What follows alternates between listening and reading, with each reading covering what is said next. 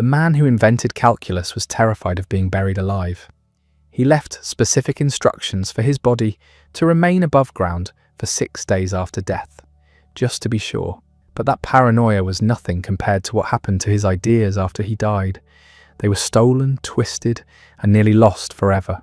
Gottfried Wilhelm Leibniz died alone in 1716, abandoned by the courts he'd served for decades. No dignitaries attended his funeral.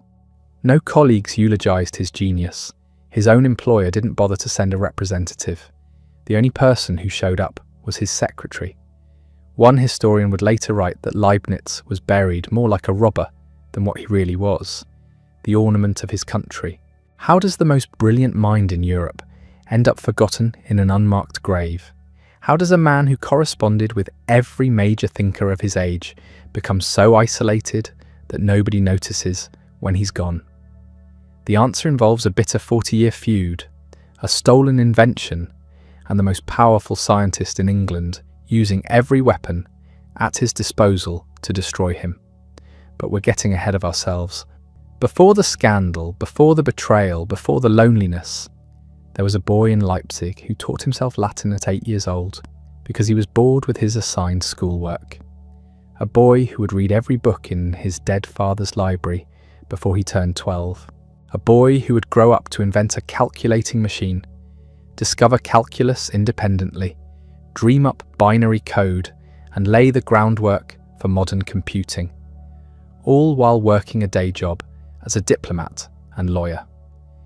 Leibniz didn't just contribute to philosophy or mathematics or science. He revolutionized all of them simultaneously. And he did it while traveling constantly, writing thousands of letters, designing windmills, proposing reunification schemes for Christian churches, and trying to convince Chinese emperors to adopt European mathematics. His brain simply wouldn't stop. The tragedy is that most of his work sat unpublished in notebooks and letters for centuries. We're still discovering what he figured out. In the 1980s, scholars found manuscripts where Leibniz had worked out principles of topology and symbolic logic that wouldn't be rediscovered until the 19th century. He was so far ahead that his own era couldn't catch up. This is the story of a man who saw connections nobody else could see, who believed that everything in the universe, from the smallest particle to God himself, operated according to rational principles that human minds could grasp, who thought that with enough effort, enough calculation, enough careful reasoning, we could solve any problem, even war, even death, even the existence of evil. He was wrong about some of that. But what he got right changed everything. On July 1st, 1646, in the middle of the 30 Years' War, a boy was born who would spend his life trying to heal the fractures that war had created. Leipzig was a city that had seen Swedish armies march through, plague sweep its streets, and its population cut in half. The war had started as a religious conflict between Catholics and Protestants and had devolved into a free-for-all where mercenary armies ravaged Germany for 3 decades. This was the world Gottfried Wilhelm Leibniz entered. His father, Friedrich Leibniz, was a professor of moral philosophy at the University of Leipzig. His mother, Katharina Schmuck, was the daughter of a law professor. They were comfortable, educated, respectable, the kind of family that owned books, and books were everything to young Gottfried. When his father died in 1652, the boy was only 6 years old, but Friedrich had left behind a substantial library, several hundred volumes of history, philosophy, and theology. The family kept the library locked. They worried the advanced material might confuse a child. Gottfried picked the lock. Not literally, but he pleaded and persisted until his mother gave in. By age 8, he was reading Latin texts his teachers hadn't assigned. By 12, he devoured the entire collection. He read Augustine and Aristotle, medieval scholastics and contemporary controversialists. He absorbed Cicero's rhetoric and Livy's histories. Most children his age were still learning basic grammar. Leibniz was comparing different schools of ancient philosophy. His teachers didn't know what to do with him. At the Nikolai School in Leipzig, he raced ahead of his classmates in every subject. Latin came easily.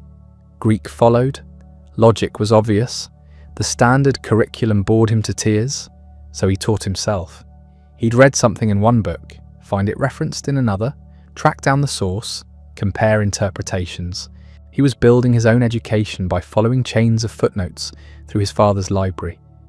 What he was really learning was how to see patterns, how ideas from one field connected to ideas in another, how a logical principle used by Aristotle might solve a problem in theology, how mathematical reasoning could clarify philosophical disputes. This habit of synthesis, of bringing together knowledge from wildly different domains, would define his entire career.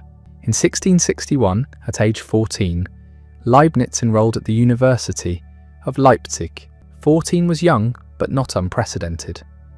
Universities then were more like advanced high schools. Students arrived as teenagers and studied a fixed curriculum of Aristotelian philosophy, classical languages and formal logic. But Leibniz had already read most of what they were teaching. Within 2 years he'd completed his bachelor's degree in philosophy. His thesis argued that metaphysical questions could be resolved through logical analysis. He was 17. He stayed for a master's degree, writing a dissertation on the relationship between philosophy and law. Then he moved on to legal studies. This wasn't a detour. Leibniz saw law as applied philosophy, a way of taking abstract principles and making them work in the messy real world. His legal training would shape how he thought about everything else. By 1666, at age 20, Leibniz had written another dissertation, this one attempting to reduce all legal reasoning to mathematical principles. He called it On the Art of Combinations. The idea was radical. Could you take the methods of mathematics, the careful step-by-step proofs, the logical certainty, and apply them to law, to philosophy, to theology? Could you create a universal system of reasoning that would resolve disputes in any field? Leipzig refused to grant him a doctorate. The official reason was his age. 20 was too young for such an honour. The real reason was probably that his ideas made the older professors uncomfortable. Here was a kid suggesting that centuries of legal tradition could be reduced to calculation. Leibniz left Leipzig and enrolled at the University of Altdorf, near Nuremberg. Altdorf was smaller, less prestigious, and more willing to take chances on unusual students. He submitted his dissertation. They accepted it immediately. In February 1667, at age 20, Gottfried Wilhelm Leibniz became Dr. Leibniz. The university offered him a professorship on the spot. He turned it down. This shocked everyone. Here was a guaranteed academic position, security for life, the chance to teach and write and think without financial worry. Most scholars would have leapt at it. Leibniz walked away. He had bigger plans that involved leaving the academic world entirely and entering the dangerous, unpredictable realm of politics and diplomacy. Why would someone so brilliant choose such an uncertain path? Because Leibniz didn't just want to understand the world, he wanted to fix it. And you couldn't fix anything from a university lectern. You needed access to power. You needed the ear of princes and emperors. You needed to be in the room where decisions were made. So he went looking for a patron, someone with money, influence, and problems that needed solving. He found Johann Christian von Boineberg, a former chief minister to the Elector of Mainz. Boineberg was exactly the kind of man Leibniz needed. Educated, ambitious, connected to courts across Europe, and desperate for talented people who could help him navigate the treacherous politics of post-war Germany. Leibniz impressed him immediately. Within weeks, Boineberg had introduced him to Johann Philipp von Schönborn, the Elector of Mainz himself. Schönborn was one of the most powerful men in Germany, an archbishop who controlled significant territory and played a crucial role in the politics of the Holy Roman Empire. He needed smart people. Leibniz was very smart. By 1668, Leibniz had a position at the Mainz court. His job was vague: something between legal advisor and general intellectual problem solver. He revised legal codes, drafted diplomatic correspondence, and worked on various schemes to improve administration and resolve disputes. It was exactly what he wanted: access to power, freedom to work on whatever interested him, and a salary that let him pursue his own research on the side. And there was a lot of research, because even while working full-time for the Elector, Leibniz was developing ideas that would revolutionize mathematics. He just didn't know it yet. The first breakthrough came from trying to solve a practical problem. Leibniz wanted to design a calculating machine, something that could perform arithmetic automatically. Mechanical calculators already existed. Blaise Pascal had invented one in the 1640s, but Pascal's machine could only add and subtract. Leibniz wanted something more powerful. He spent months working out the mechanical principles. The key innovation was a stepped drum, a cylinder with teeth of increasing lengths that could represent different digits. By arranging these drums properly, you could build a machine that multiplied and divided. By 1672, he had a working prototype. It didn't work perfectly. The technology of the time couldn't manufacture parts with enough precision, but the principle was sound. Leibniz had invented the first calculator capable of all four basic arithmetic operations. Computing historians now recognize it as a crucial step toward modern computers. But the calculating machine was just a side project. What really consumed Leibniz's attention was a much grander scheme, a plan so audacious, so unlikely, that it could only have come from someone who genuinely believed reason could solve anything. Leibniz was going to save Europe by convincing France to invade Egypt. The plan was called the Egyptian Plan, and it was Leibniz at his most brilliant and most naive. Here's what he was thinking. France under Louis XIV was a problem, a big problem.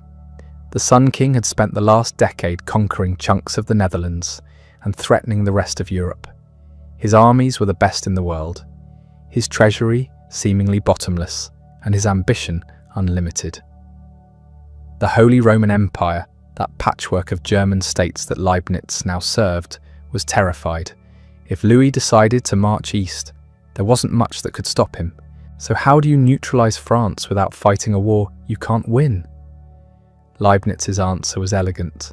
You redirect French aggression somewhere else, somewhere far away, somewhere that would drain French resources while simultaneously benefiting all of Christendom. Egypt. Think about it, Leibniz argued. Egypt sits at the crossroads of three continents. Control Egypt, and you control trade between Europe, Asia, and Africa. It's also under Ottoman rule, which means conquering it would be a blow against Islam, the traditional enemy of Christian Europe. And most importantly, it's far enough from Germany that the French army would be occupied for years. The plan had everything: strategic brilliance, religious justification, economic benefits, and just enough audacity to capture the imagination of a king who fancied himself a modern Alexander. There was only one problem. Leibniz needed someone to present this plan to Louis XIV. Someone credible, someone with diplomatic access. He convinced his patron, the Elector of Mainz, to send him to Paris as part of a diplomatic mission. Officially, he was there to discuss various legal and political matters. Unofficially, he was there to pitch the Egyptian plan to anyone who would listen. In March 1672, Leibniz arrived in Paris. He was 25 years old. He had never been to a major capital before, and he was about to get an education in how the real world worked. Paris in 1672 was the centre of European civilization. It was where art happened, where science happened, where ideas happened. The city hummed with intellectual energy. Salons gathered the brightest minds. The Royal Academy of Sciences, founded just 6 years earlier, was attracting scholars from across Europe. This was the big leagues. And Leibniz, this ambitious young German with his calculating machine and his Egyptian scheme, was determined to make his mark. He threw himself into Parisian intellectual life with characteristic intensity. He attended lectures, joined discussions, met everyone who mattered. He demonstrated his calculating machine to anyone who would watch. He wrote papers, drafted proposals, and generally made himself impossible to ignore, but the Egyptian plan, nobody cared. He managed to get the proposal in front of a few officials. They were polite. They thanked him for his thoughts. Then they filed it away and forgot about it. Because here's what Leibniz didn't understand. France was already planning a war, not against Egypt, against the Netherlands, again. Louis XIV had no interest in exotic adventures in North Africa when there were rich Dutch cities right next door, ready to be conquered. In June 1672, just 3 months after Leibniz arrived in Paris, France invaded the Dutch Republic. The plan Leibniz had spent months perfecting became instantly obsolete. It was a complete failure. The Egyptian plan never went anywhere. Louis XIV probably never even read it, and Leibniz, who had thought he could redirect the course of European history through the sheer force of reason, learned a hard lesson about the limits of clever ideas. But here's the interesting part. That failure freed him. With the Egyptian plan dead and his diplomatic mission pointless, Leibniz suddenly had time. Time to explore Paris. Time to learn. Time to discover what the best mathematicians in Europe were working on. And what they were working on was about to blow his mind. Leibniz's mathematical education up to this point had been adequate, but not exceptional. He knew Euclid, some algebra, the basics, but he wasn't anywhere near the cutting edge. That changed when he met Christian Huygens.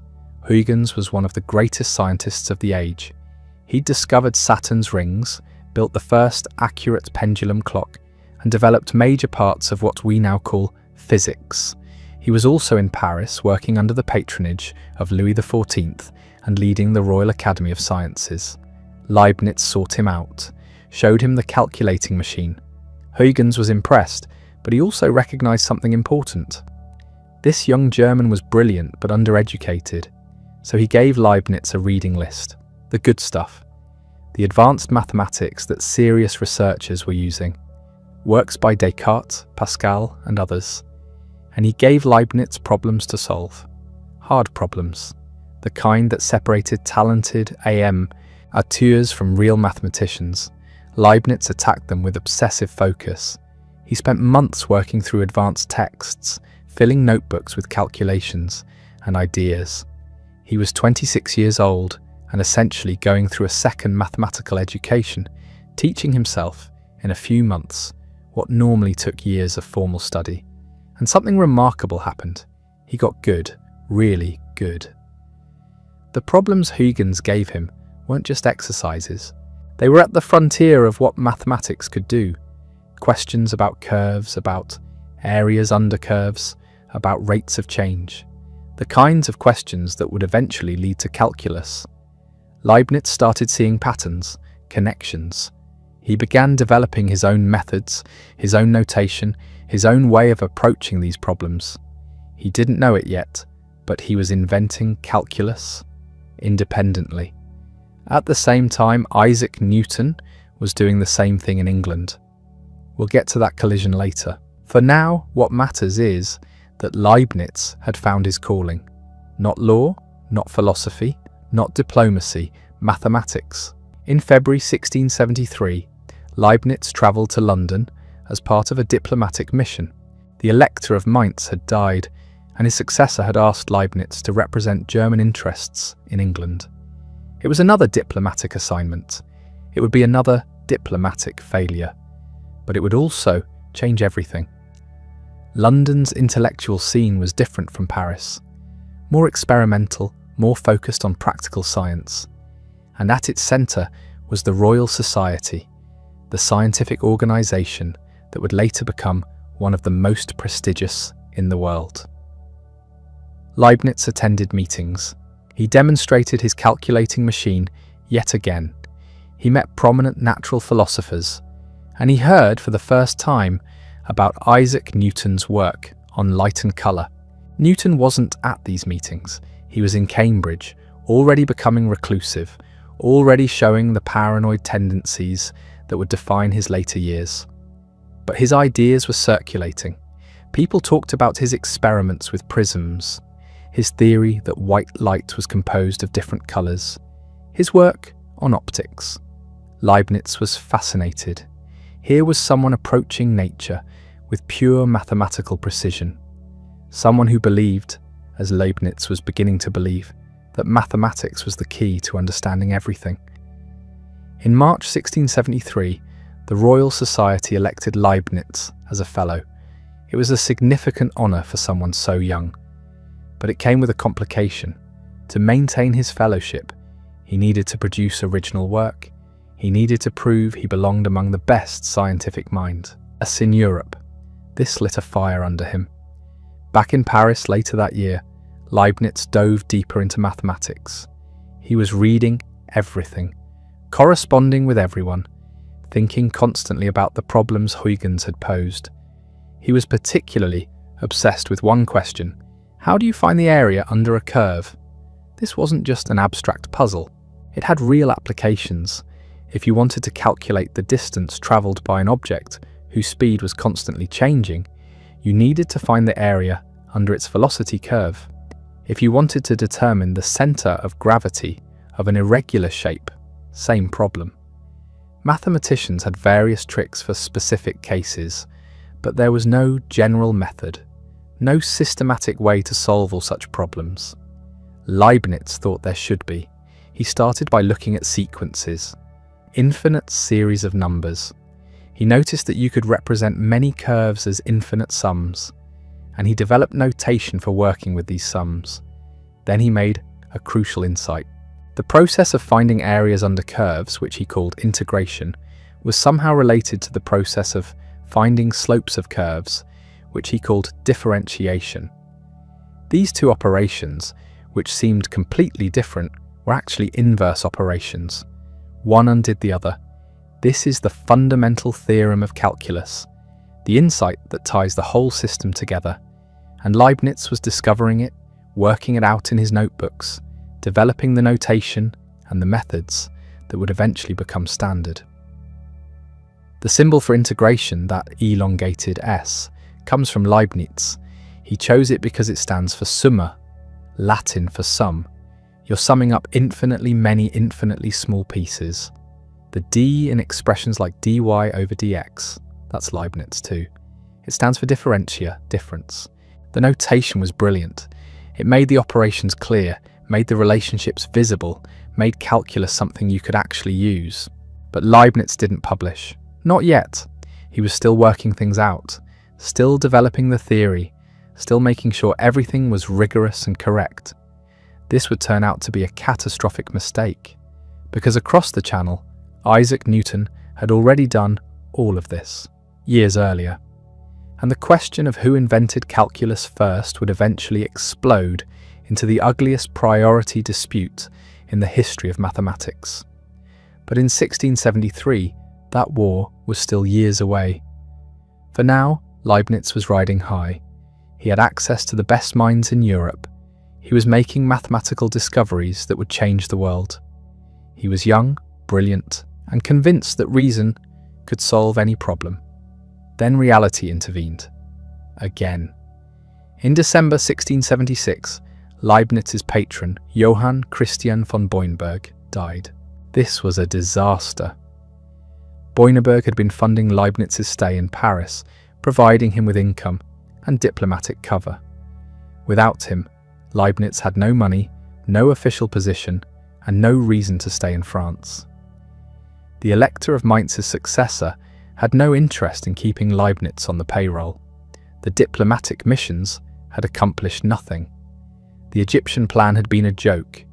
From the perspective of practical politics, Leibniz had failed completely. He needed a new patron, fast, and the only offer on the table came from Duke Johann Friedrich of Brunswick-Lüneburg, a German prince who ruled a mid-sized territory and wanted a court librarian. It was a huge step down, Paris to the provincial court of Hanover. the centre of European intellectual life, to a backwater duchy. Leibniz had no choice. In October 1676, he left Paris, but he didn't go straight to Hanover. He took the longest possible route, stopping in London and Amsterdam to meet mathematicians and see libraries. He was delaying the inevitable, the return to Germany, the end of his time at the centre of things. In November 1676, Leibniz finally arrived in Hanover. He was 30 years old. He had spent 4.5 years in Paris, the most intellectually productive years of his life. He had invented calculus, though he hadn't published it yet. He had become one of the leading mathematicians in Europe, though almost nobody knew it. And now he was going to spend the rest of his career as a librarian in a court that barely cared about intellectual work. At least that's what he thought. What actually happened was far stranger. Leibniz would spend the next 40 years in Hanover, officially employed as a librarian and historian, but he would use that position to become one of the most influential intellectuals in Europe, corresponding with hundreds of scholars, publishing groundbreaking work in mathematics and philosophy, and developing ideas that still shape how we think about everything from logic to consciousness. The question was how. How do you accomplish world-changing intellectual work when you're stuck cataloguing books for provincial nobles who mostly care about their genealogies? Leibniz had an answer. You hide in plain sight. The Duke of Hanover didn't particularly care about philosophy. He cared about his family tree, and that's exactly what saved Leibniz. Johann Friedrich wanted a court librarian who could do two things. First, manage the ducal library, which was a modest collection of books that nobody read. Second, and more importantly, write a history of the House of Brunswick, proving that the family was descended from ancient Italian nobility. This was crucial for political reasons. The more prestigious your ancestors, the more legitimate your claim to power. Genealogy was politics by other means. Leibniz took the job. He had to, but he immediately understood something his employer didn't. A historian needs to travel, to examine documents in distant archives, to visit libraries across Europe, to spend months, even years on research trips. And during all that time, while supposedly hunting for dusty records about medieval dukes, Leibniz could do whatever intellectual work he wanted. It was the perfect cover. The Duke thought he'd hired a glorified genealogist. What he'd actually hired was a philosophical secret agent who would use the position to build one of the most extraordinary intellectual careers in history. The first few years in Hanover were grim. Leibniz was isolated. The court was culturally barren. The Duke was friendly enough but had no interest in mathematics or philosophy. The city itself was small, provincial, forgettable. After the brilliance of Paris, it felt like exile. But Leibniz adapted. He always adapted. He threw himself into the library work, reorganizing the collection, acquiring new books, making himself indispensable. He started the genealogical research, though he approached it with a historian's rigor rather than a propagandist's enthusiasm. And crucially, he began writing letters, hundreds of letters, eventually thousands. The Republic of Letters, as it was called, was the invisible university of early modern Europe. Scholars across the continent corresponded with each other, sharing discoveries, debating ideas, building intellectual networks that transcended political borders. Leibniz had been part of this network in Paris. Now from Hanover, he would become its central node. He wrote to mathematicians about calculus and infinite series, to physicists about motion and force, to theologians about grace and free will, to natural philosophers about the nature of matter, to political theorists about justice and sovereignty. He corresponded with Catholics and Protestants, with courtiers and professors, with Jesuits in China and experimenters in London.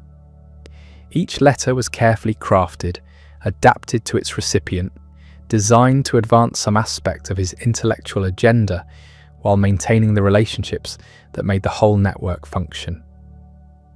Leibniz was building a distributed university with himself as dean, and slowly his mathematical work began to reach the world.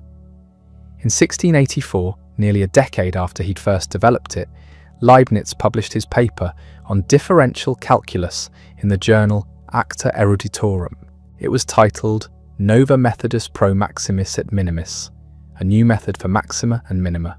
The paper was only 6 pages long, dense with notation and short on explanation, but it was enough. Mathematicians across Europe began to take notice. 2 years later, in 1686, he published a second paper on integral calculus.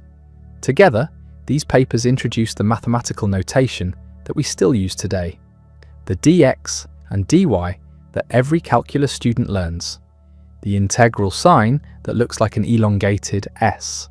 These weren't just symbols, they were a way of thinking, a language that made certain kinds of reasoning possible for the first time. The notation was Leibniz's genius. Newton's version of calculus, which he'd developed earlier but hadn't published, used different symbols that were harder to work with. Leibniz's notation was so elegant, so intuitive, that it allowed mathematicians to solve problems they couldn't even formulate in Newton's system. This would become important later. Very important, but mathematics was only part of what Leibniz was doing. In 1686, the same year as his second calculus paper, he wrote something completely different. A short treatise called Discourse on Metaphysics. It was never published in his lifetime, but it laid out ideas that would define his philosophy for the next 30 years. The central question was simple. How can God be both all-powerful and all-good if evil exists in the world? It's the oldest problem in theology, and Leibniz had a new answer. This world, he argued, despite all its suffering and injustice, is the best of all possible worlds. God, being perfectly good and perfectly wise, chose to create the world that contains the maximum amount of goodness compatible with existence. Any other arrangement would be worse overall, even if it eliminated some particular evil. This sounds absurd at first. We can easily imagine worlds without disease, without war, without natural disasters. Wouldn't those be better? Leibniz's response was subtle. Those worlds might eliminate certain evils, but they would also eliminate certain goods that depend on those evils. Courage requires danger. Compassion requires suffering. Growth requires struggle. Remove all the bad, and you remove much of the good too. Whether this argument actually works is debatable. Voltaire would later savage it in Candide, his satirical novel about a naive optimist who insists that everything is for the best while terrible things happen all around him. But Leibniz wasn't being naive. He was trying to reconcile divine perfection with empirical reality, and his solution, however controversial, was philosophically serious. More importantly, the discourse introduced another idea that would become central to Leibniz's entire system: the concept of individual substances. What makes something a distinct, unified thing rather than just a collection of properties? Leibniz's answer was radical. Every substance contains within itself its entire history, past, present, and future. Nothing external can truly affect it. What looks like interaction between substances is actually a kind of pre-established harmony, like two clocks that always show the same time, not because they influence each other, but because they were wound and set perfectly at the beginning. This is strange, very strange, but it solved a problem that had plagued philosophy since Descartes. How can mind and body interact if they're completely different kinds of things? Leibniz's answer was they don't interact, they just appear to, because God created them in perfect harmony.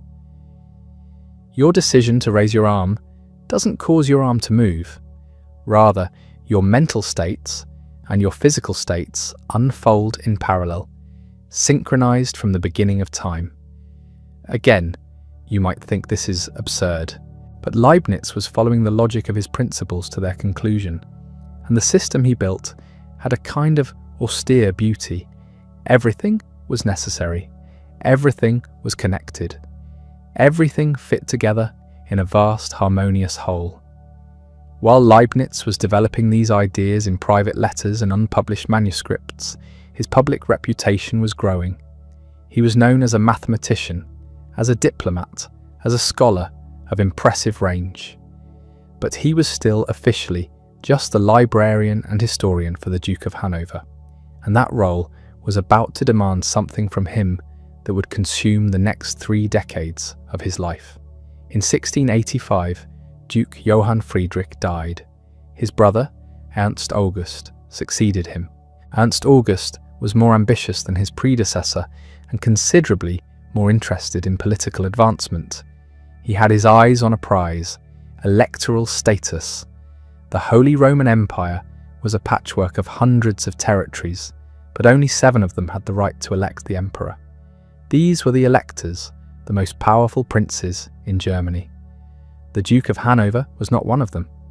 Ernst August wanted to change that. To become an elector, you needed 2 things: imperial approval, which required complex political maneuvering, and legitimacy, which required proving that your family was ancient and distinguished enough to deserve such an honour. This is where Leibniz came in. Write the history, Ernst August told him.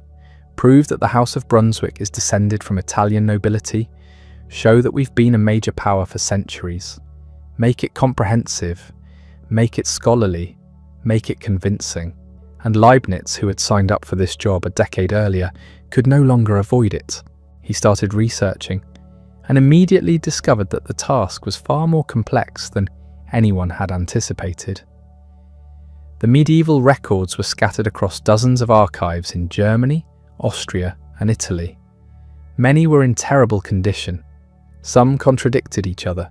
Creating a reliable history would require years of travel and painstaking document examination. Ernst August didn't care about the difficulties. He wanted results. So in 1687, Leibniz set off on what would become the longest research trip of his life. He would spend the next 3 years travelling through southern Germany and Austria, examining archives, copying manuscripts, and uncovering the actual history of the Brunswick family. It was tedious work, mind-numbing work, exactly the kind of thing Leibniz had spent his entire career trying to avoid. But it had one enormous advantage. It got him out of Hanover. And while he was supposedly researching genealogies, he was also meeting scholars, visiting universities, and continuing his philosophical correspondence. The research trip was cover for intellectual work. In Munich, he met with mathematicians. In Vienna, he had audiences with the emperor.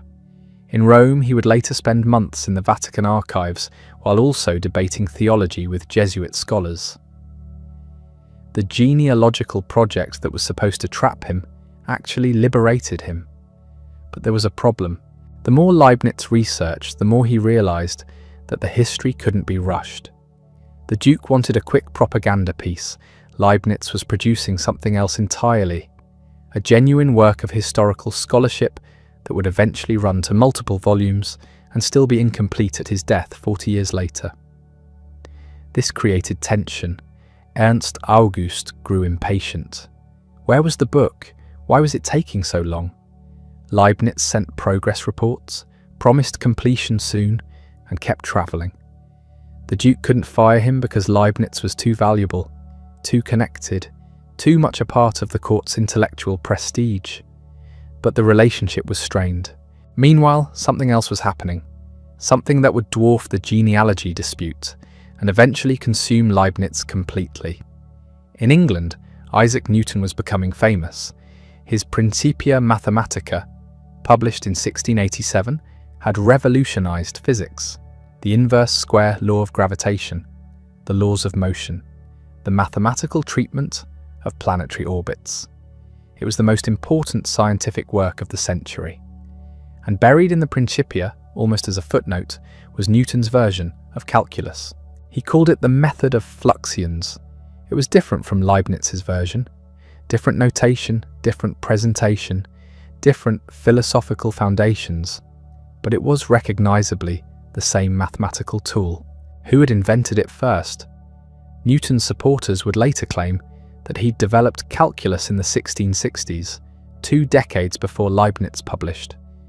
Leibniz's supporters would point out that Newton hadn't published anything, that Leibniz had developed his version independently in the 1670s, and that Leibniz's notation was clearly superior. The truth was complicated. Both men had invented calculus independently, drawing on shared earlier work by mathematicians like Fermat and Barrow, but neither wanted to share credit. For now, in the late 1680s, it was just murmuring. A few letters questioning priority, a few scholars noting similarities. Nothing serious. But the seeds of the ugliest dispute in the history of mathematics had been planted, and over the next 20 years, those seeds would grow into something poisonous. Leibniz, travelling through Europe on his genealogical mission, had no idea what was coming. He was too busy trying to balance his official duties with his real intellectual work, too busy corresponding with scholars across the continent, too busy developing the philosophical system that would become his masterpiece. He was 41 years old. He'd spent a decade in Hanover, and he was about to enter the most productive period of his career, the period when he would finally publish the ideas that had been developing in his mind for 20 years, the period when he would write the works that would make him famous, the period when everything would come together. The years between 1695 and 1705 were the most intellectually productive of Leibniz's life. Everything he'd been thinking about for decades finally crystallized into published form. The ideas that had been churning in his mind since his Paris years, the philosophical system he'd been constructing piece by piece, it all came together. In 1695, he published his new system of nature, the first comprehensive presentation of his metaphysics. The essay appeared in a French journal and immediately caused controversy. Leibniz proposed something radical. Reality, he argued, is not made of matter. It's made of what he called monads. These are simple substances, points of force and perception that cannot be divided. Everything in the universe is composed of them. Each monad is like a mirror reflecting the entire universe from its own unique perspective. They don't interact with each other directly. There are no windows through which monads can influence one another. Instead, God has pre-established a harmony. Each monad unfolds according to its own internal program, perfectly synchronized with all the others. It sounds strange. It is strange, but it solved problems that had plagued philosophy for centuries. How does mind interact with body? It doesn't. They're different types of monads running in perfect parallel. How do we have free will if God knows everything? Because our choices are part of the pre-established harmony, freely chosen but perfectly coordinated with the divine plan. Critics immediately attacked. How can substances exist that don't interact? How can God set up this harmony without violating human freedom? How is this different from just saying God does everything? Leibniz spent the next decade refining his answers. In essay after essay, in letter after letter, he clarified, defended, expanded. The monadology became more sophisticated with each iteration. But philosophy wasn't his only focus. He was also doing mathematics. In 1695, the same year as the new system, he published a paper on what he called the calculus of differences.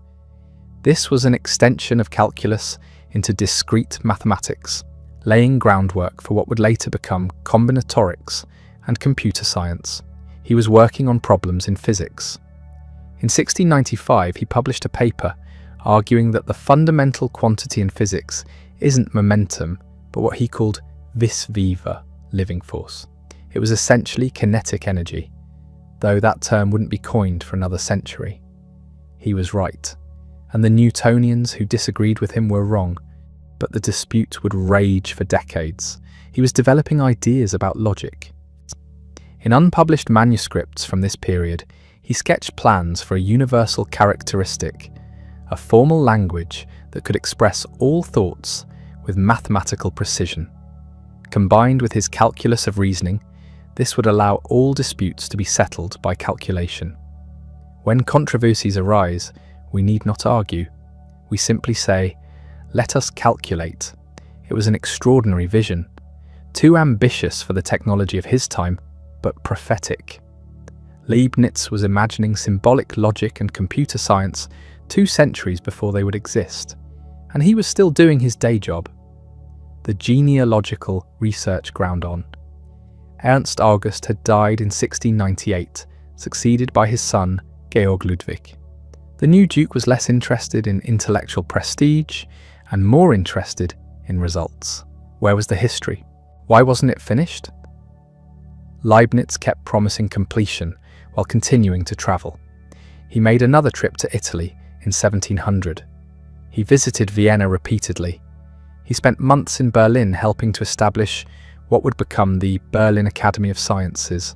He was elected its first president in 1700. He was everywhere, doing everything, producing an astonishing volume of work. But cracks were beginning to show. The Newton dispute was heating up. In 1699, a Swiss mathematician named Nicolas Fatio de Duillier published a pamphlet suggesting that Leibniz had stolen calculus from Newton. It was the first public accusation. Leibniz was outraged, but initially restrained in his response. He wrote letters to mutual acquaintances defending himself. He tried to keep the dispute private. It didn't stay private. More accusations followed.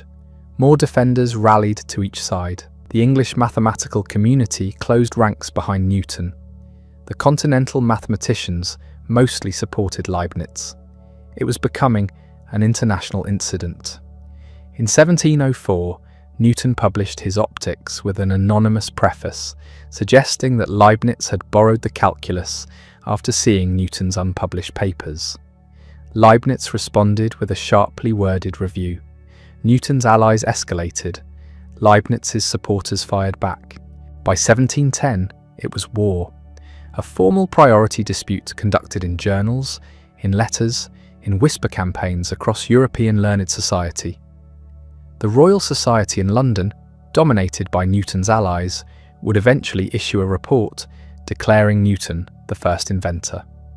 But the report was written by Newton himself. Though officially anonymous, Leibniz knew he was being railroaded. He had witnesses, he had dated manuscripts, he had his publication record, but Newton had power, prestige, and control of the English scientific establishment. And Newton, unlike Leibniz, never forgot a slight and never forgave an enemy. The stress was enormous. Leibniz was now in his 60s. He'd spent 40 years building a reputation as one of Europe's foremost intellectuals. Now he was being called a plagiarist by the most famous scientist alive. Meanwhile, there were other problems. The Hanover court had moved to London. Georg Ludwig had inherited the British throne in 1714, becoming King George I. The Duke who'd employed Leibniz for 4 decades was now ruling one of the most powerful kingdoms in Europe. Leibniz expected to go with him. He'd been court counsellor, historian, librarian. Surely he would accompany the court to London. But Georg Ludwig left him behind. The official reason was that the genealogical history still wasn't finished. The real reasons were more complex. Leibniz was old, he was difficult. He'd spent decades promising to complete projects that remained unfinished. He was more interested in his philosophical correspondence than in his official duties, and perhaps Georg Ludwig was embarrassed by him. The Newton controversy had made Leibniz controversial in England. It was easier to leave him in Hanover. So Leibniz stayed, alone in a provincial German court while his employer ruled an empire, still working on the genealogical history that nobody wanted anymore, still corresponding with scholars across Europe, still developing his philosophy. In 1710, he'd published his Theodicy, the only major book he published in his lifetime. It was an attempt to defend God's goodness despite the existence of evil. The argument was sophisticated. God had created the best of all possible worlds. Not a perfect world, that would be impossible, but the best that could exist given the constraints of logic and the nature of creation. Evil exists because free will requires it. Suffering exists because even the best possible world must contain some imperfection. God had chosen this world, with all its flaws, because any alternative would have been worse. The book was widely read. It made Leibniz famous beyond academic circles, but it also made him a target. Critics mocked the idea that this world, with all its wars and diseases and injustices, was the best possible.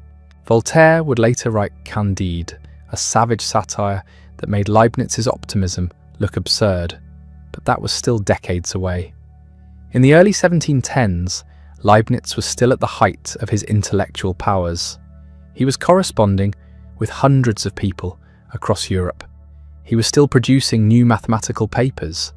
He was still refining his philosophy. He was also still travelling. In 1711, he went to Vienna for what would be his last major trip. He spent months there, meeting with scholars, attending court functions, trying to secure a better position. The Austrian emperor offered him various posts, but nothing came of it. Leibniz was too old to start over. He returned to Hanover in 1714, just as Georg Ludwig was leaving for London, and he found himself increasingly isolated. His health was deteriorating. He suffered from gout, from arthritis, from stomach problems. He could barely walk. He spent most of his time in his study, surrounded by papers and books, writing letters, working on manuscripts that would never be published in his lifetime. The Newton dispute continued to poison his final years. In 1711, the Royal Society had issued its official report declaring Newton the true inventor of calculus. Leibniz knew it was a fix. He responded with an anonymous pamphlet defending himself. Newton's supporters responded with more attacks. It became ugly. In 1716, Caroline of Ansbach, the Princess of Wales and a former student of Leibniz, tried to broker peace. She arranged a correspondence between Leibniz and Samuel Clarke, an English theologian who was essentially Newton's spokesman. The Leibniz-Clarke correspondence, as it became known, was supposed to resolve the dispute. Instead, it became another battleground. Leibniz and Clarke debated not just calculus, but physics, theology, philosophy. Leibniz argued for his principle of sufficient reason. Clarke defended Newton's absolute space and time. Leibniz insisted on pre-established harmony. Clarke called it absurd. The correspondence went through 5 exchanges, each letter longer and more detailed than the last, each side more convinced of its own rightness. No ground was given, no understanding was reached. Leibniz was preparing his 6th reply when he died. The end came in November 1716. He'd been unwell for months. The gout had worsened. He was confined to his rooms, barely able to leave his chair. He kept working anyway. Letters still went out. Manuscripts still accumulated. On November 14th, he felt worse than usual. His secretary found him in distress. A doctor was called but could do little. Leibniz knew he was dying. He asked for a priest, but the Lutheran clergy in Hanover refused to come. They suspected him of heterodoxy. His philosophy was too strange, too different from Orthodox Christianity. They wouldn't give him last rites. So Leibniz died alone. Just his secretary present. No family, he'd never married. No colleagues from the court, no representatives from the institutions he'd served for 50 years. He was 70 years old. He'd spent his entire adult life in service to various courts and princes. He'd produced an extraordinary body of work: philosophy, mathematics, physics, theology, history, law, linguistics. He'd corresponded with nearly everyone important in European intellectual life. He'd helped found the Berlin Academy. He'd invented calculus independently of Newton.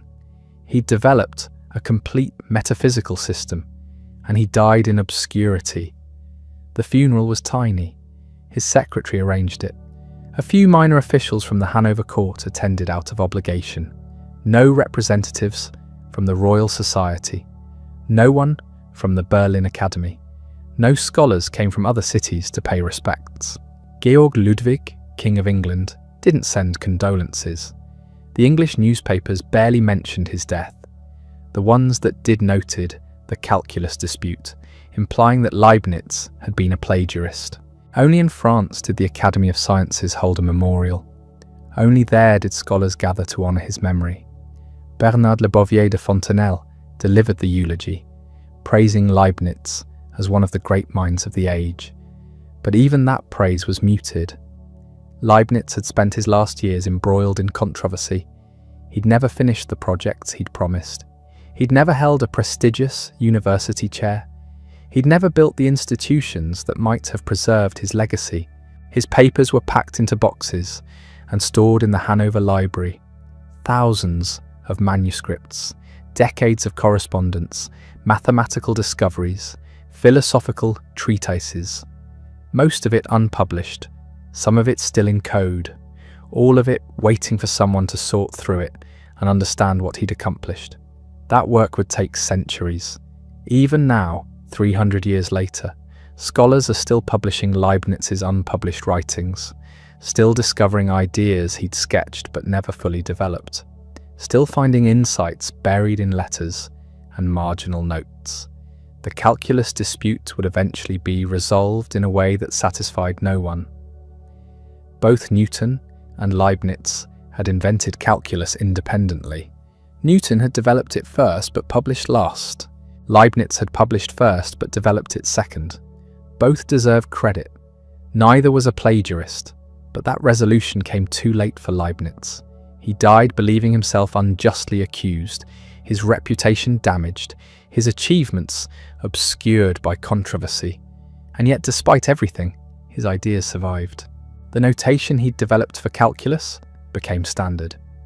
His philosophical system influenced generations of thinkers.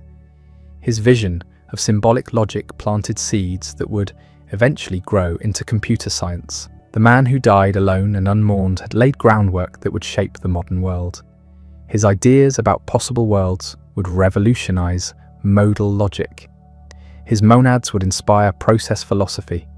His pre-established harmony would influence theories of mind and consciousness. His ideas about infinity would shape modern mathematics. His principle of sufficient reason would become a cornerstone of rationalist philosophy.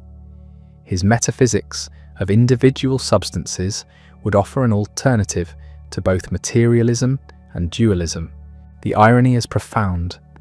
Leibniz spent his life seeking recognition from courts and kings, hoping for institutional positions that would secure his legacy. He got none of that. What he got instead was something more lasting.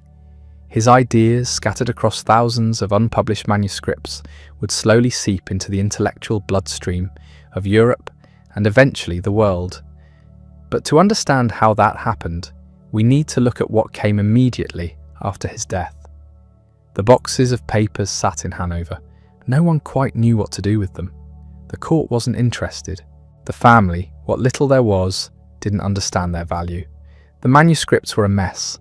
Latin, French, German, sometimes switching languages mid-sentence, mathematical notation mixed with philosophical argument, mixed with theological speculation, mixed with political commentary. Years passed. Decades. Occasionally, a scholar would visit the library and poke through the papers. Some correspondence was published, a few essays, but the vast bulk remained unexamined. Meanwhile, philosophy was moving on. New voices were emerging.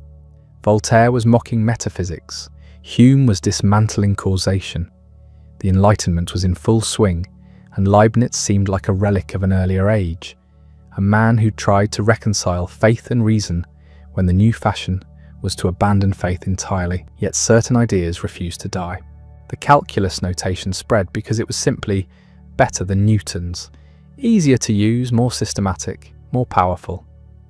By the mid-18th century, even English mathematicians who'd sworn loyalty to Newton were quietly adopting Leibniz's symbols. They'd won the propaganda war but lost the practical battle. The philosophical ideas took longer to penetrate, but they found audiences in unexpected places. In Germany, Christian Wolff built an entire philosophical system on Leibnizian foundations. He systematized Leibniz's metaphysics, made it teachable, turned it into textbooks. Wolff's version wasn't always faithful to Leibniz's original insights, but it kept the ideas alive and transmitted them to a new generation. One member of that generation was a young Prussian named Immanuel Kant. He grew up reading Wolffian philosophy, which meant he was really reading diluted Leibniz. The questions that would obsess Kant throughout his career, questions about the nature of space and time, about causation and necessity, about the limits of human knowledge, these were fundamentally Leibnizian questions.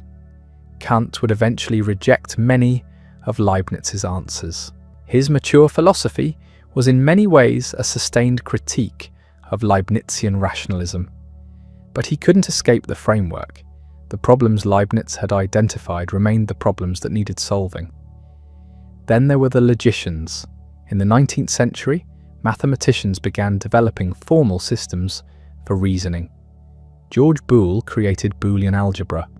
Gottlob Frege developed predicate logic.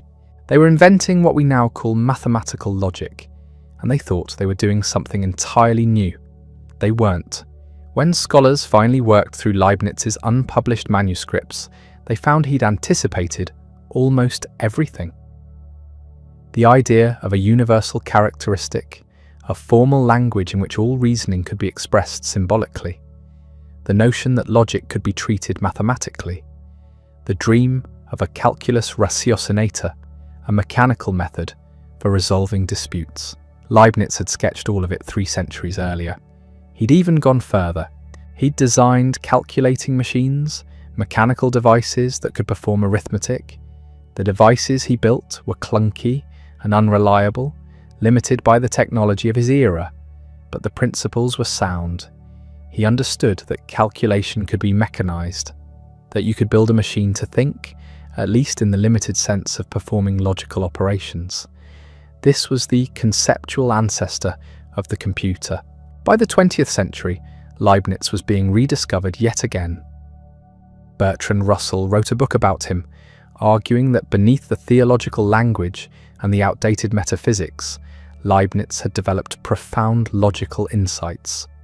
Russell tried to extract what he saw as the valuable core from what he considered the mystical husk.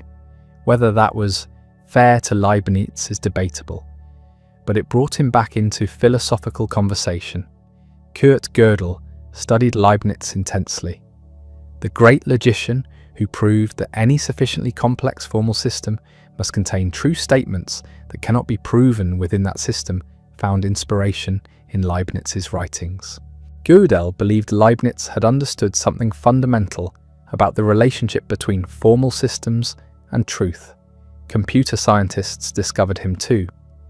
When they needed historical precedent for their work, they found it in Leibniz, the binary number system he'd developed, the mechanical calculators he'd designed, the dream of a universal formal language. All of it pointed toward the digital revolution. Philosophers of mind found resources in his monadology, the idea that the universe consists of simple substances, each with its own internal principle of development, each mirroring the entire universe from its own perspective. This offered a way to think about consciousness that avoided both reductive materialism and substance dualism. Process philosophers like Alfred North Whitehead drew heavily on Leibniz, developing systems that emphasized becoming over being, activity over substance. Even physicists found him relevant. His relational theory of space and time, which held that space and time are not absolute containers, but relations between objects, anticipated aspects of Einstein's relativity. His principle that nature never makes jumps, that all change is continuous, resonated with certain interpretations of quantum mechanics. The man who died unmourned became gradually, posthumously, one of the most influential thinkers in Western history. Not through institutional power or popular acclaim, but through the slow recognition that his ideas were deeper and more prescient than anyone had realized while he lived. There's something almost tragic about the timing. Leibniz desperately wanted recognition during his lifetime. The recognition came, but only after he was dead, only after the manuscripts he'd left behind were finally studied seriously. Yet maybe that's the only way it could have happened. Leibniz's ideas were too far ahead of his time. The symbolic logic he envisioned required mathematical developments that wouldn't come for 2 centuries. The computing machines he imagined needed technological advances that were impossible in the age of clockwork. The philosophical questions he raised couldn't be properly addressed until Kant had cleared the ground. He was a man out of sync with his era. Too modern for the 17th century, too baroque for the 18th. His philosophical style, with its intricate arguments and careful distinctions, seemed old-fashioned to the Enlightenment thinkers who wanted everything clear and simple. His scientific work, scattered across dozens of fields, seemed dilettantish to specialists who were beginning to stake out narrow disciplinary territories. But that same quality, the refusal to specialize, the insistence on seeing connections between disparate fields, turned out to be prophetic. The 20th century would rediscover the value of interdisciplinary thinking. Cognitive science would emerge at the intersection of philosophy, psychology, linguistics, and computer science, exactly the kind of synthesis Leibniz had practiced.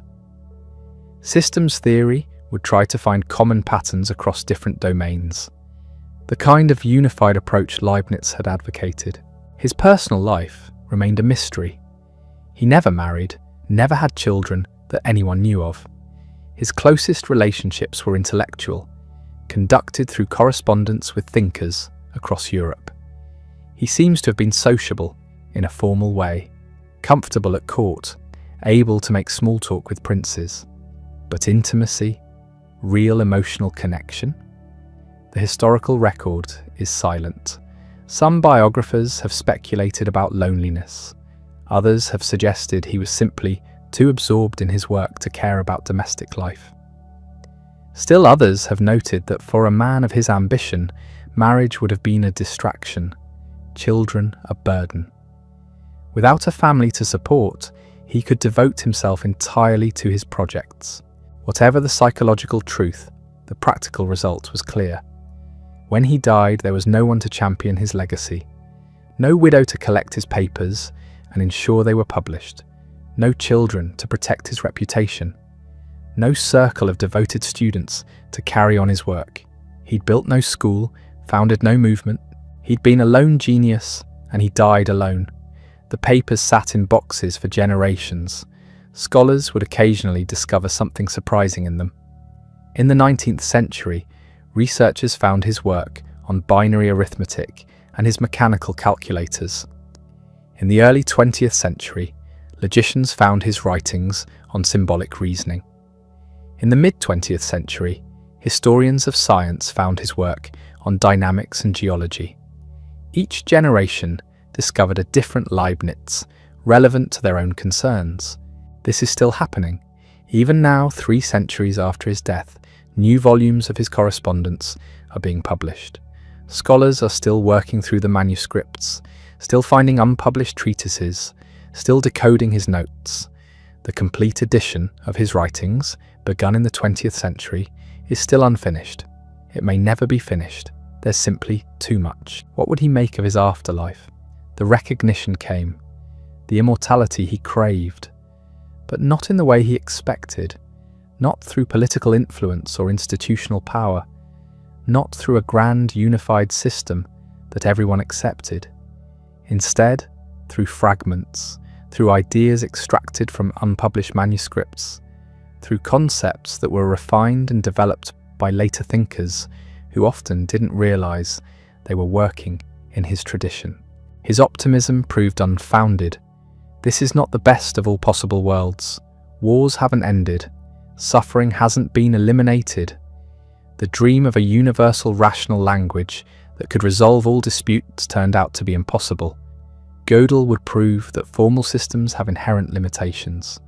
The 20th century would demonstrate that reason alone can't save humanity from itself. Yet something of his vision survived. The belief that the universe is fundamentally rational, that it operates according to principles we can discover and understand. The conviction that every individual substance has inherent value, that the universe is richer and more complex than reductive materialism suggests. The hope that through reason and goodwill, humans can make progress, however slow and halting. These aren't fashionable ideas now. The 21st century is skeptical of grand metaphysical systems, suspicious of optimism, allergic to the kind of systematic philosophy Leibniz practiced. We live in an age of specialization, where philosophers focus on narrow technical problems, rather than attempting comprehensive visions of reality.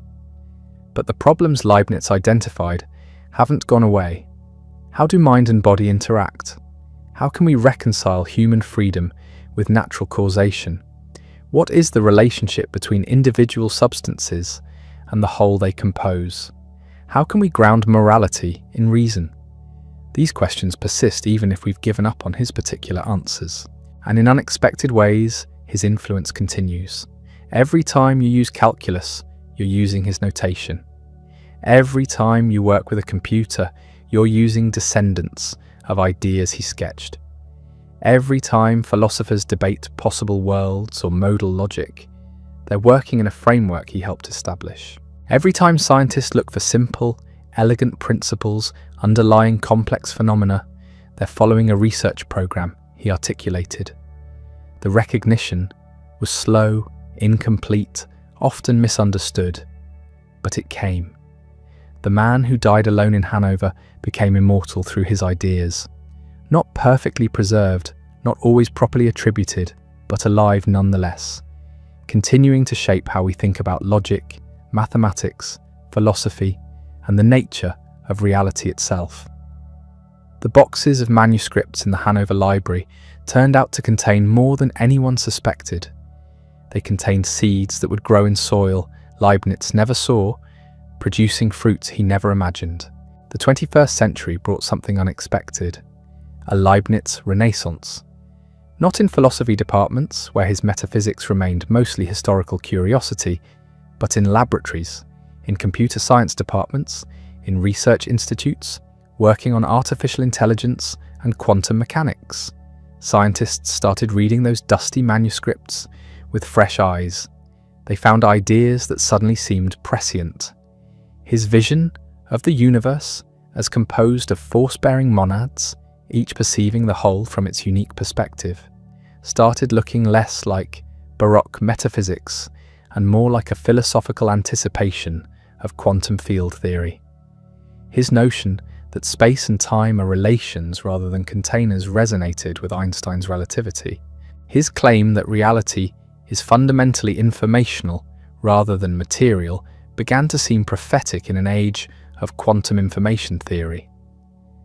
The calculus wars that seemed so important in the 18th century now looked absurd. Modern mathematicians use both Newton's and Leibniz's notation, recognizing that they invented calculus independently, that both made crucial contributions, that priority disputes miss the point. Science is cumulative, not competitive. Ideas build on ideas regardless of whose name gets attached. His dream of a universal characteristic, the formal language that could resolve all disputes, turned out to be impossible in the way he imagined. But the dream itself was generative. It inspired George Boole's algebra of logic, which inspired the development of symbolic logic, which made possible modern computing. The direct line runs from Leibniz's vision through Boole and Frege to Turing and von Neumann. Every computer chip is, in a sense, a descendant of ideas Leibniz sketched in the 1670s. Artificial intelligence researchers discovered his work on combinatorics and began to see him as an early theorist of mechanical reasoning. His calculating machine, dismissed in his lifetime as a curiosity, became recognized as a conceptual ancestor of modern computers. Not because of its mechanical design, which was primitive, but because of what it represented. The idea that reasoning could be mechanized, that mental operations could be reduced to symbol manipulation, that intelligence might be a process rather than a substance. Philosophers working on consciousness found unexpected resources in his monadology.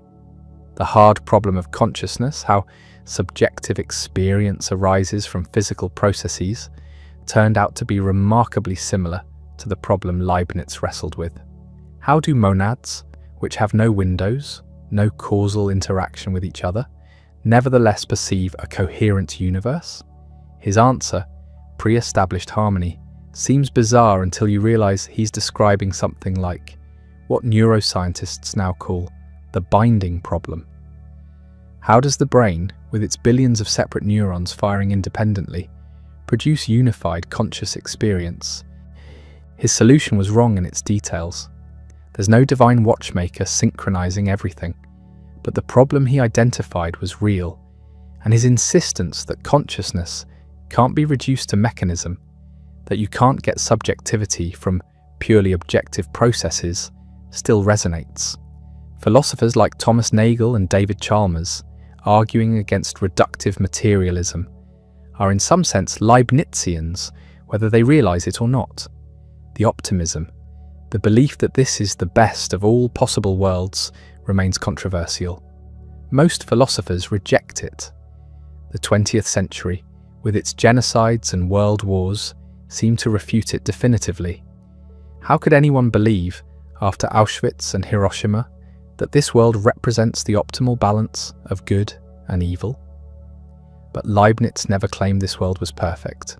He claimed it was optimal, the best achievable given the constraints of logical possibility and divine goodness. He was trying to solve the problem of evil, to explain how a good God could permit suffering. His answer was that any world with free creatures will contain evil, and this world, despite its horrors, contains more good than any alternative. The suffering is real, but it's the price of a universe rich enough to contain beings capable of moral choice. You don't have to accept this to recognize what he was attempting. He was trying to find meaning in suffering without denying its reality, to affirm the value of existence without minimizing its costs, to maintain hope without lapsing into shallow optimism. The balance is delicate, and he didn't always maintain it, but the attempt itself remains philosophically serious. His political vision, the dream of a reunified Christendom working together toward common goals, obviously failed.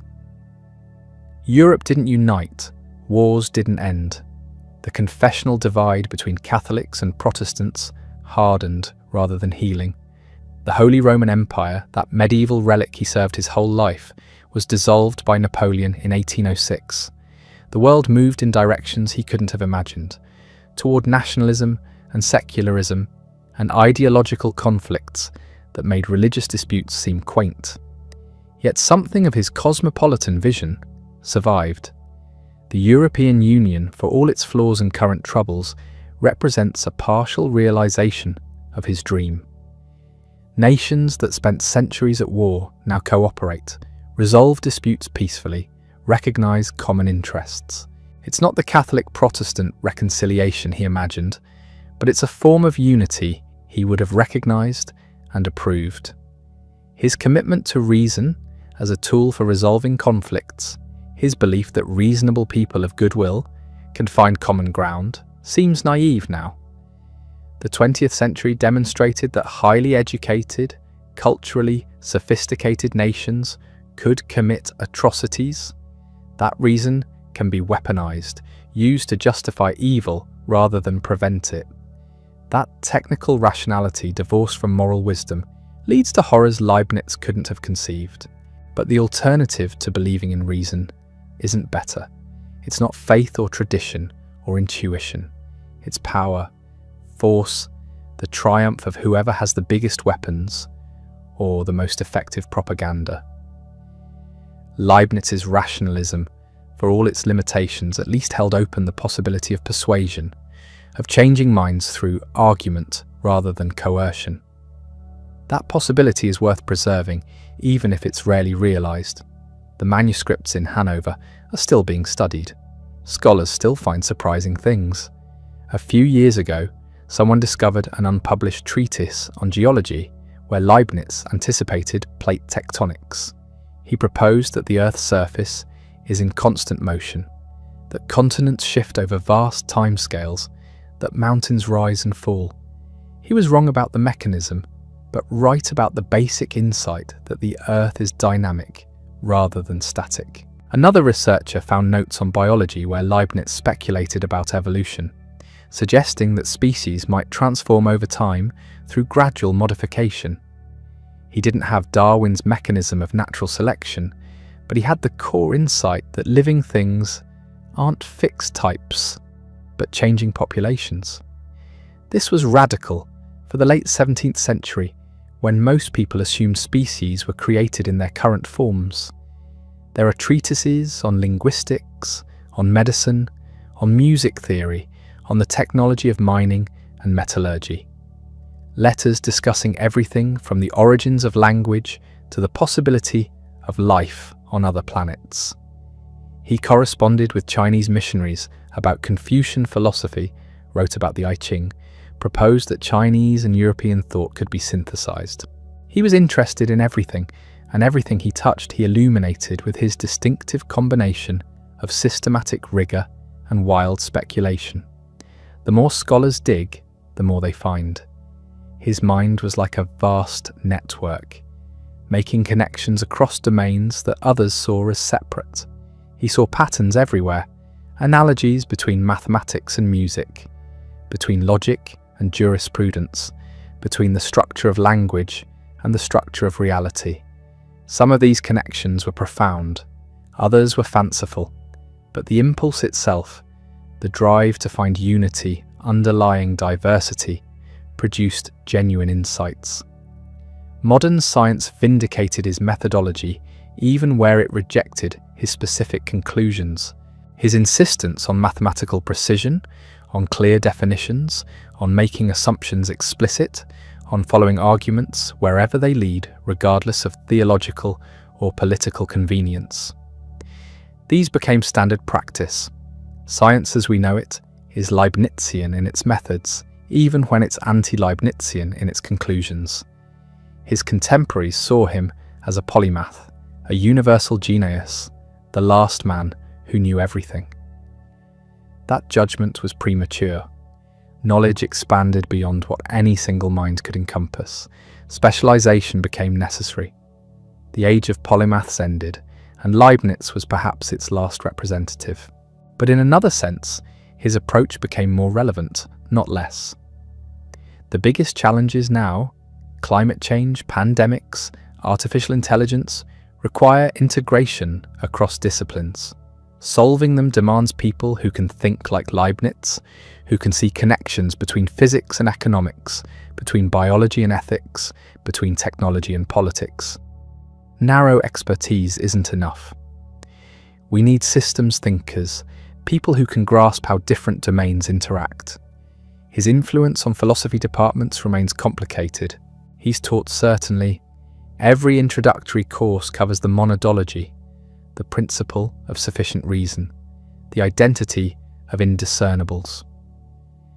Students learn to distinguish necessary and contingent truths, to think about possible worlds, to recognize the difference between analytic and synthetic propositions. These are Leibnizian distinctions, part of philosophy's basic vocabulary. But he's rarely anyone's primary influence anymore. Philosophers don't call themselves Leibnizians the way they call themselves Kantians or Humeans. His system is too baroque, too dependent on theological premises modern philosophers reject, too confident in its ability to deduce facts about the world from pure reason. The rationalist tradition he represented has been superseded, first by empiricism, then by various forms of naturalism and pragmatism. Still, pieces of his thought keep getting rediscovered.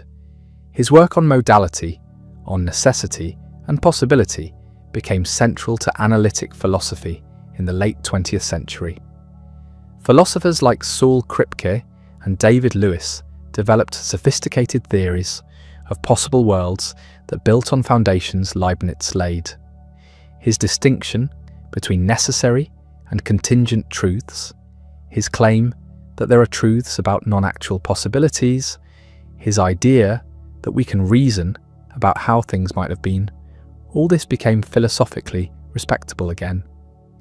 His metaphysics of individual substances, his claim that the world is composed of simple entities that can't be reduced to anything more basic, found new life in debates about fundamentality and grounding.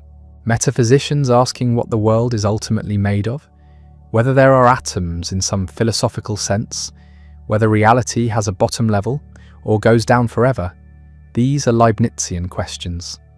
His optimism about reason's power to discover truth hasn't aged well. We're more skeptical now, more aware of reason's limits, more conscious that our cognitive faculties evolved for survival rather than truth-seeking. We know that reason can rationalize as easily as it can illuminate, that intelligence can be deployed in service of any goal, good or evil. The confidence of the Enlightenment, the belief that education and reason would inevitably produce moral progress, seems quaint after the 20th century's demonstrations that educated people can commit atrocities. Yet abandoning reason entirely leads nowhere good. The alternatives are worse. Intuition without reason is arbitrary. Faith without reason is fanaticism. Power without reason is tyranny. Leibniz's commitment to rational inquiry, for all its limitations, remains a value worth defending. Not because reason guarantees truth, but because it's the best tool we have for distinguishing truth from falsehood, for subjecting our beliefs to criticism, for changing our minds when evidence demands it. The recognition came slowly, incompletely, often in forms he wouldn't have recognized.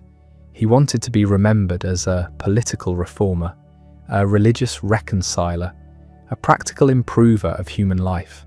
Instead, he's remembered as a philosopher and mathematician. For abstract achievements, he considered secondary. The projects he cared most about failed. The ideas he considered sidelines became his legacy. This is perhaps appropriate. Leibniz spent his life trying to control his reception, managing his reputation, positioning himself for influence. He failed. History had other plans. The ideas that mattered turned out to be the ones he couldn't have predicted, the ones that spoke to concerns he didn't share, the ones that resonated with problems that emerged long after his death. His last words were never recorded. He died alone in his study, surrounded by papers and books, working until the end. The funeral was sparsely attended, but the ideas, those survived. They outlived the man who thought them, outlived the courts he served, outlived the institutions he tried to build. They're still alive, still evolving, still shaping how we think about logic and mathematics and the nature of reality itself. They're still alive, still evolving, still shaping how we think about logic and mathematics and the nature of reality itself. But what does that actually mean for us now? For people living in a world Leibniz couldn't have imagined. The question matters because ideas have consequences, and Leibniz's ideas, for all their abstraction, changed the material world. Start with something simple.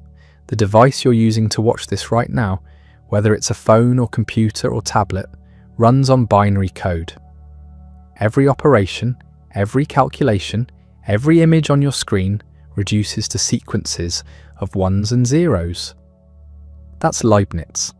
He didn't invent binary. Ancient cultures used base 2 systems for various purposes, but he was the first to see its mathematical potential, the first to develop it systematically, the first to recognize that it could represent any number, any operation, any logical process.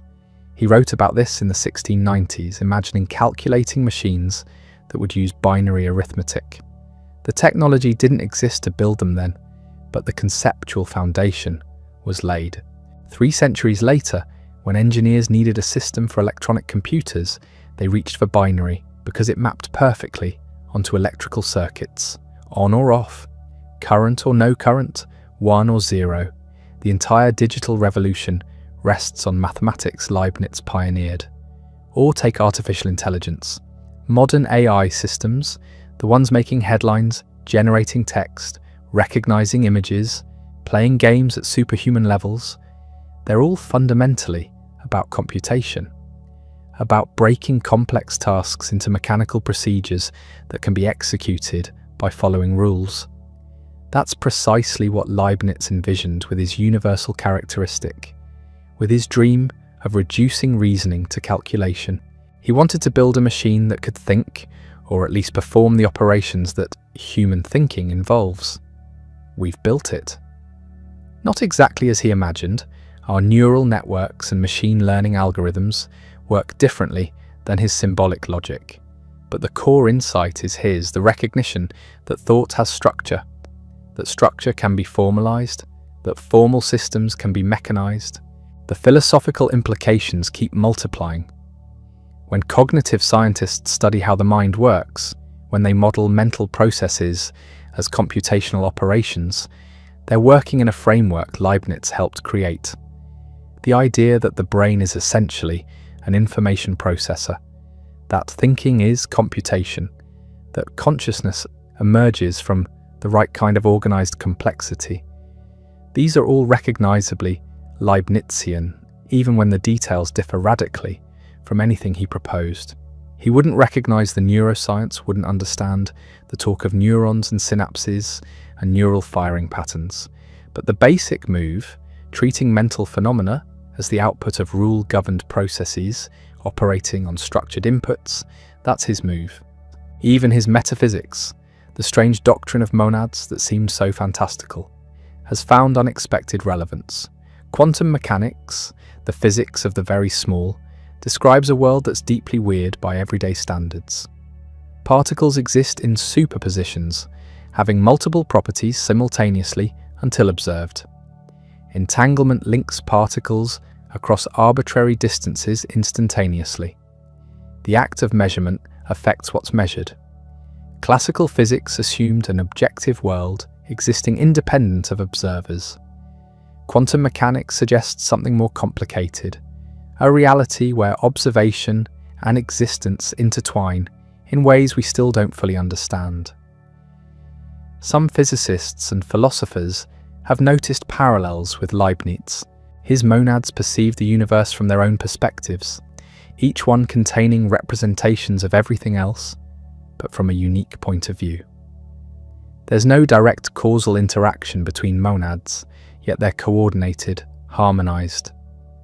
Swap out the theological language about God establishing pre-established harmony, and you have something that sounds almost like quantum entanglement, where particles that have interacted remain correlated without any signal passing between them.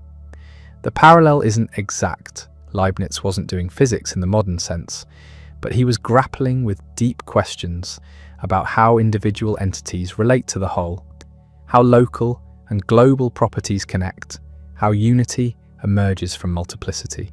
Those are still live questions. His influence shows up in unexpected places, in debates about personal identity, about what makes you the same person over time despite constant physical and psychological change. Philosophers still invoke something like Leibniz's notion of individual substance. You have an essential nature, a core that persists through change. Or maybe you don't. Maybe identity is just a convenient fiction we impose on a stream of experiences. But the question itself, the framework for thinking about it, descends from Leibniz's work on substance and continuity. In modal logic, the formal study of necessity and possibility, Leibniz's ideas about possible worlds became central. When we reason about what must be true versus what merely happens to be true, when we consider counterfactuals about how things might have been different, we're using conceptual tools Leibniz refined. Possible world semantics, developed in the mid-20th century, gives rigorous meaning to modal claims by treating them as statements about alternative ways reality could be. That's pure Leibniz, dressed in modern formal machinery. In mathematics, his legacy is everywhere. Calculus, obviously, though the methods have been refined far beyond what he or Newton developed. but also topology, the study of properties that remain unchanged under continuous deformation. Leibniz's work on continuity and his investigation of geometric properties that don't depend on measurement laid groundwork for this entire field. Set theory and mathematical logic, the foundations of modern mathematics, grew from questions Leibniz asked about the nature of mathematical objects and the rules of valid inference. Computer science treats him as a founding figure, not just for binary arithmetic, but for his vision of automated reasoning, his belief that machines could assist or even replace human calculation. Yet for all this influence, much of what mattered most to Leibniz personally has been forgotten or rejected. He cared desperately about religious reconciliation between Catholics and Protestants. That project failed, and the religious wars he tried to prevent continued for decades. He wanted to reform law, establish international courts, create frameworks for peaceful dispute resolution. Some of these ideas eventually took root, but long after his death, and usually credited to other thinkers, he hoped to be remembered as a diplomat and political advisor. Instead, he's a philosopher and mathematician, remembered for work he considered secondary. The irony would have stung. He spent his career managing his reputation, cultivating relationships, positioning himself for influence. He wrote constantly, published strategically, corresponded with everyone who mattered. He wanted recognition, wanted his contributions acknowledged, wanted to shape how future generations would see him. He failed at that. History had its own agenda. The recognition came, but not the kind he sought. Not during his lifetime, when he could have enjoyed it, and not for the achievements he valued most. His mathematical work was overshadowed by Newton. His philosophy was critiqued by Kant and largely abandoned by subsequent generations. His political schemes came to nothing. His religious reconciliation efforts failed completely. By conventional measures of success in his own terms, Leibniz's life was a disappointment. He died alone, his funeral barely attended, his passing noted by few. The institutions he served forgot him quickly. The rulers he advised moved on to other advisors. The learned societies he corresponded with continued without him. But ideas don't care about intentions. They have their own life, their own logic, their own trajectory through history. The concepts Leibniz developed, often as side projects or theoretical exercises, turned out to matter more than the practical schemes he invested his energy in. Binary arithmetic, which he saw as an interesting mathematical curiosity, became the foundation of computing. Calculus, which he developed partly to impress his contemporaries, transformed physics and engineering. His metaphysics, which seemed like abstract speculation, raised questions that remain central to philosophy. The characteristic universalis never materialized as he envisioned it, but the dream of formalized reasoning led to logic, computer science, artificial intelligence. This is how intellectual history works, not according to anyone's plan, not following any individual's intentions, but through a process of selection and development that nobody controls. Ideas that solve problems, that open new lines of inquiry, that connect with concerns people have, those survive and spread.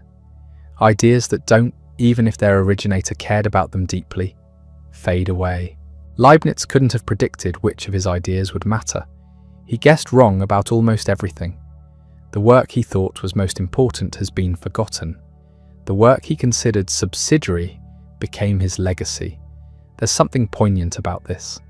A man who believed in a perfectly ordered universe, where everything happens for the best of all possible reasons, where God's plan ensures meaning and purpose. That man's life didn't follow any discernible plan. The meaning emerged later, constructed by others, from pieces he wouldn't have assembled that way. His optimism about divine providence couldn't predict or control his own reception by history. The best of all possible worlds, if that's what this is, had no place for Leibniz's ambitions to be realized as he hoped. Yet something did survive. The commitment to reason, even when reason leads to uncomfortable places. The insistence on clarity, on defining terms precisely, on following arguments wherever they lead. The belief that difficult problems can be solved through systematic thought, through breaking them into smaller pieces, through developing the right conceptual tools.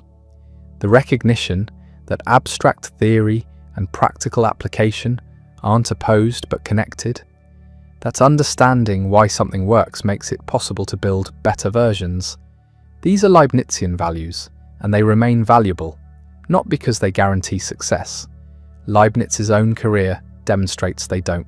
You can be brilliant and still fail, can dedicate your life to projects that go nowhere, can misread your own significance completely. Reason doesn't protect you from disappointment or ensure your intentions will be realized, but it does something else. It creates work that outlasts you, ideas that others can use, tools that solve problems you never anticipated. Leibniz didn't get the recognition he wanted when he wanted it, but he created something that mattered more than recognition, a body of work that remained useful long after the social and political context that produced it had vanished. The study in Hanover where he died was packed with papers, manuscripts on mathematics, philosophy, history, theology, law, linguistics, dozens of different subjects. Most were never published in his lifetime. Many remained unpublished for centuries. Scholars are still working through his papers, still discovering unknown treatises, still finding ideas he developed but never shared.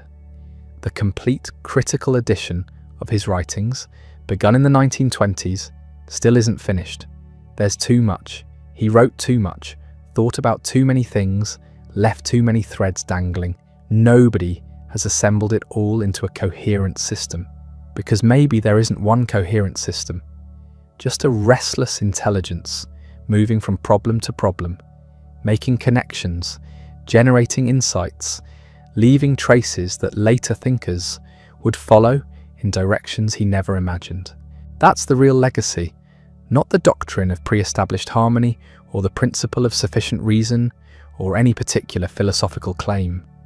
Those can be accepted or rejected, modified or abandoned. The legacy is the example of a mind that wouldn't stop working, wouldn't accept easy answers, wouldn't be satisfied with conventional wisdom. A mind that insisted there were better ways to think, better tools to develop, better questions to ask. That commitment, more than any specific idea, is what survived. 3 centuries later, we're still using those tools, still asking those questions, still building on foundations Leibniz laid. The world he helped create through his ideas is unrecognizable from the world he lived in. He'd be astonished by what we've built, by how his work has been transformed and applied. He might not even recognize his own contributions in their modern forms. But the thread runs clear from his study in Hanover to the digital devices we carry, the logical systems we teach, the questions about mind and reality and computation that still drive research. Gottfried Wilhelm Leibniz died in 1716, alone and largely forgotten. His ideas are still alive, still evolving, still shaping thought. That's not the immortality he wanted, but it's the immortality he got, the only kind that lasts. The portrait of Leibniz hangs in the Hanover Library, surrounded by the boxes that still hold thousands of his unpublished manuscripts. The face in that portrait is serious, intelligent, but unremarkable. Nothing about it suggests the mind behind it, the restless energy that produced calculus and binary arithmetic, and a complete metaphysical system while managing a library and writing diplomatic correspondence and researching genealogies nobody cared about. We tell his story as a tragedy, the lonely death, the unattended funeral, the decades of obscurity. And it was tragic by any human measure. He wanted recognition, wanted his work valued, wanted to matter to the people around him. He got none of that. The courts forgot him. The learned societies moved on. Even the church refused him last rites. But maybe we're telling the wrong story. Maybe the tragedy is ours, not his. We were the ones who ignored him. We were the ones who let the manuscripts sit in boxes while we fought the same battles over and over, reinventing ideas he'd already developed, asking questions he'd already answered. He left the tools. We were just too slow to pick them up. Every time you open a laptop, you're using his mathematics. Every time philosophers debate possible worlds or necessary truths, they're working in frameworks he established. Every time scientists search for simple principles underlying complex phenomena, they're following a research program he articulated. The man who died unmourned became immortal through sheer usefulness. His ideas kept solving problems, kept opening new lines of inquiry, kept mattering. There's no neat moral here. Leibniz didn't live virtuously and get rewarded. He lived brilliantly and got ignored. Then centuries later, people noticed. That's not justice, it's just what happened. Ideas propagate according to their own logic, not according to anyone's plan. The best of all possible worlds, if this is it, doesn't care about individual intentions or desires. It just unfolds according to principles we can barely grasp, producing outcomes nobody predicted. But here's what remains. Somewhere right now, a student is learning calculus using notation Leibniz invented. An engineer is designing circuits using binary arithmetic he pioneered. A philosopher is working through problems about modality and substance he first formulated clearly. A computer scientist is building systems that implement his dream of mechanical reasoning. None of them are thinking about the man in Hanover who made their work possible. They don't need to. The ideas function independently now, detached from their origin, doing work their creator never imagined. That's the only immortality that exists. Not memory, not recognition, not even understanding. Just continuation. Ideas that remain useful, that solve problems, that open new possibilities. Leibniz achieved that without meaning to, through work he often considered secondary, by following intellectual threads, wherever they led, regardless of practical application. The calculating machine that didn't quite work led to computers. The metaphysical speculations that seemed too abstract led to modern logic. The binary arithmetic that was just a curiosity led to digital technology. None of it was planned. All of it mattered. The manuscripts in Hanover are still being studied, still yielding surprises. 300 years later, we're still discovering what he figured out. Still finding ideas that seem prophetic, questions that remain unanswered, insights that illuminate current problems. The work isn't finished because the work can't be finished. Each generation finds something different in those papers, something relevant to their concerns, something that helps them think more clearly about whatever they're struggling with. Leibniz would have hated this. He wanted completion, wanted his system finished and published and recognized. He wanted people to understand what he'd accomplished, to see how everything fit together, to acknowledge his priority and his genius. He got none of that. What he got instead was something stranger and more lasting, a legacy that keeps growing, keeps mutating, keeps surprising people who thought they understood what he'd done. The story doesn't end, because stories about ideas never end. They just keep unfolding, generating new chapters, new interpretations, new applications. Somewhere in those boxes of manuscripts, there are probably ideas we still haven't recognized, insights that won't become relevant until some future problem makes them suddenly useful. The complete Leibniz is still emerging, still being discovered, still taking shape. That's what happens when you think clearly enough, deeply enough, originally enough. The thoughts escape their original context, detach from their creator's intentions, and go wandering through history looking for problems to solve. They don't care about recognition or credit or proper attribution. They just work or they don't. The ones that work survive. The ones that don't fade away. Most of Leibniz has survived. Not the version he wanted to be remembered for. Not the diplomat or the religious reconciler or the political advisor. The thinker, the mathematician, the philosopher who asked better questions than anyone else in his century and developed better tools for answering them. That version is still alive, still working, still shaping how we think about logic and computation and the nature of reality itself. The man died alone. The ideas never will. They're woven too deeply into too many fields, embedded in too many systems, foundational to too many later developments. You can't extract Leibniz from modern mathematics or computer science or logic without the whole structure collapsing. He's part of the infrastructure now, invisible but essential, like the binary code running underneath everything your computer does. 3 centuries from now, people will still be using his notation, still teaching his distinctions, still finding new relevance in his work. They won't think about the man who invented it any more than we think about whoever invented the wheel. The tools will be so familiar, so obviously correct, so deeply integrated into how we think that their origin will seem irrelevant.